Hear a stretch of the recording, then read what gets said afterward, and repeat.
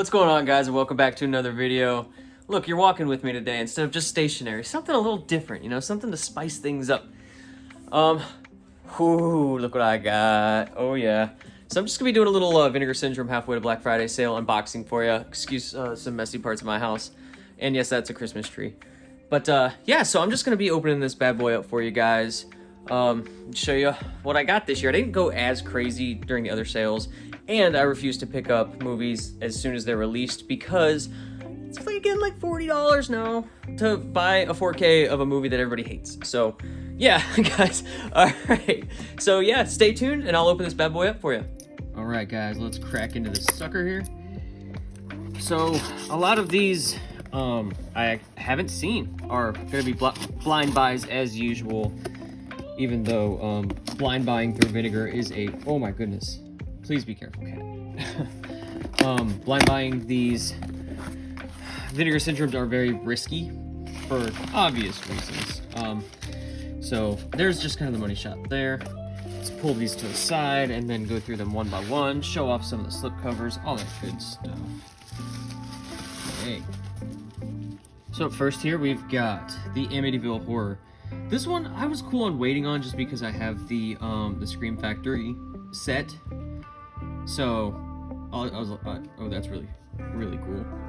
So I was cool on waiting until this one was much cheaper. This is the 4K.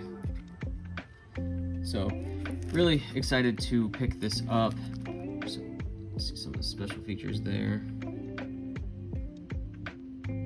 Excited to revisit this one. I have seen it multiple times, and don't hate me, but I actually kind of liked the remake better. So yeah, definitely worth a rewatch. Up next we've got Villains. I have seen this one. Just funny starting off a video talking about how most of these are blind buys and start off with two that I've seen before. Villains, this one's pretty good. It's got Bill Skarsgård and Maika Monroe in it. I love Maika Monroe. Anything she's in, I absolutely adore. The Guest, It Follows, all that good stuff. There's that. Let's see. And there's that. Yep, a really enjoyable one. I like that one. Okay, next up we've got Blood Delirium. One I actually don't know a single thing about. Really love that cover though. Looks really, really nice. Just beautiful artwork. So super excited to crack into this one, see what it's all about. I don't even think I've watched a trailer for this one, if I'm being honest, so that'll be fun. Hey, next up is A Woman's Torment.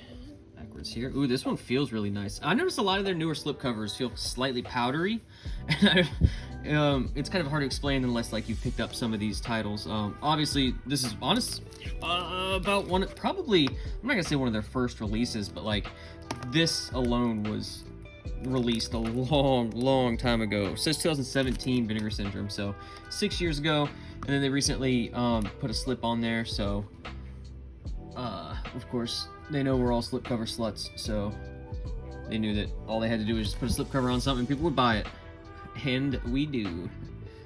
One I don't know too much about. I know it's a little pornish from what I've heard, which really isn't my thing, but I saw Proto Slasher and I'm all about that, and I really love that cover, so excited to see that one nonetheless. Next up we've got Invisible Maniac, another one that I decided to hold off on too. It's just like I cannot be a proponent of buying these right when they release, because if you wait 6 months it'll be half off, you know? So this is one of those cases that I held off on. There's the 4K of that there. I can show the back. It was the lenticular that had some nudity on it, so I've heard honestly not so great of things about this one, but I'll be the judge of that, you know? Even if nobody likes a movie, still give it a shot, because there's so many movies that I ended up loving that people trash, so, you know, just figure these things out for yourself, you know? Next up, we've got The Incredible Melting Man. Now, I do own this Scream Factory version, but just because I like to waste my money, I decided to upgrade to a 4K which is just hilarious, you know, just to think of like them making 4Ks for The Incredible Melting Man from 1977. Like, oh my god, it's so funny. Okay, so there's that. Here is that. Pause if you want to read any. What it's about, some of the special features, all that good jazz. This one I thought was pretty okay. Although I will definitely be revisiting these. Anytime I upgrade a movie, I always make it a point to watch that before it goes into the collection, just so I get like a revisit of the movie, the better transfer, all that good jazz. And then last in this little stack here, we've got Buried Alive. I know this is an Edgar Allan Poe adaptation. Other than that, though, I don't know too much about it. But I'm really excited to check it out nonetheless. I love Edgar Allan Poe's stories, so yeah, I'm excited to check that out. So, not too much special features on this one. Pretty surprising for a Vinegar Syndrome release. Okay, let's go ahead and bring out this stack here. Let's I was gonna save this one for last, but oh well. This is the only box set I picked up. I don't pick up a lot of their box sets. I don't really know why. I kind of was late on the Forgotten Giallo or Gialli phase, and I don't have any of them. I kind of regret it, but also kind of not, just because I've heard some of those films are stinkers. So this is the Homegrown Horrors Volume 2. Really enjoyed that first box set. A lot of bangers in that. Fatal Exam was not one. Beyond Dream's Door and Winter Beast were really good. I think I preferred Winter Beast. But this one seemed kind of like a indie slasher set from what I've heard. We've got Hanging Heart, Dead Girls, and Moonstalker. Moonstalker is the only film I've actually ever heard of before they released these. So that's what's so great about Vinegar Syndrome, is just releasing movies that you otherwise would have never heard about. There's Dead Girls. That looks cheesy and sleazy, baby. Moonstalker. Pretty neat. It looks like a goober, though. That kind of looks a little goofy, but you know what? We're here for it. Slide these back in here. Ooh, that's a tight fit. That feels good. Okay, and then up next we've got Battle for the Lost Planet and Mutant War. I really like this slipcover. Almost reminded me of like a Silent Planet album cover. For any metalcore fans, it kind of reminded me of that. It was funny, Silent Planet and Battle for the Lost Planet. But yeah, two films I don't know too much about. I'm typically not the biggest sci-fi guy, but I never did have their older release of these. There's that spine, and then there's that spine. So I went ahead and just jumped on these to add to the collection. Because I like when they release editions with slipcovers. They're a lot cheaper than typically like new releases are. So, you know, I'll take that. I'll save this for the end. I've got that movie over in the corner. Next up, we've got Flesh for Fantasy. Let's get that away. Flesh for Fantasy. I love... Is it Vinegar Syndrome Labs that are releasing these? The VSL line, the older movies. They also did that one. I can't remember what it is. Kuroku. Is that it? Yeah, Beast of the Amazon, that's it.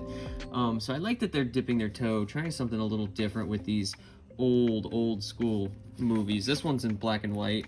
Oh, that's weird. That was in there upside down. Flesh and Fantasy, from what I've deduced, is this is like a anthology movie from 1943. So that's really fucking cool. Super excited. I love that slipcover too. That pink just pops. Okay. Then we've got The Werewolf versus the Vampire Woman. One that I don't know a single thing about either. I know it's a Paul Naschy film, and this will actually be my first Paul Naschy movie. Look at that. That is just beautiful. Oh my god. That looks so gnarly. Really excited to check this one out. Really kind of excited to know more about Paul Naschy. So, yeah. Really excited. There's reading some of it myself. Forgot you guys were here, sorry. Just pulling Ashy in the middle there. 1971, it looks like they got 3 different cuts of the film. 87 minutes, 94 minutes, and 95 minutes. So that's pretty neat. So excited to add that one to the collection as well. And then as per usual, you all know, well, probably the 2 of you that have returned that have watched my other videos. Shout out to you guys, thank you for that. Obviously they released slips on their own for older releases, and I didn't have that big split, like, triangular box they had, and so I just kind of settled on the singular version. So the fact that they released this is super cool. I'm super excited about it. I love these new slipcovers they had for this and Battle of the Lost Planet. Super cool. So let's go ahead and slip her on up. Whoop. Oh yeah, that's nice. God, I love doing that. I hope it comes off half as satisfying as it really feels.